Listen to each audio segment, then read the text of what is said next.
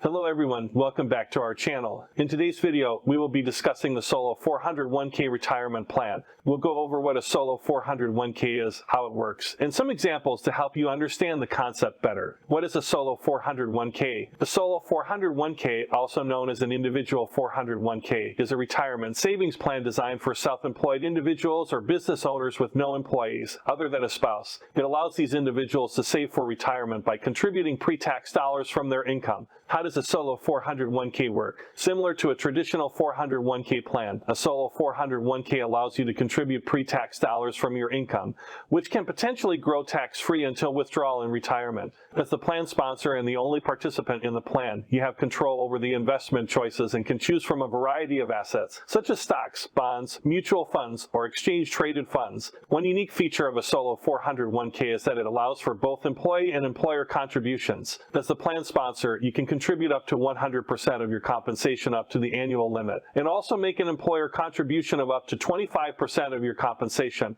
This allows you to contribute more to your retirement savings compared to other retirement plans. That's all for today's video. Thank you for watching, and please leave your comments and questions below. Don't forget to like and subscribe to our channel for more content.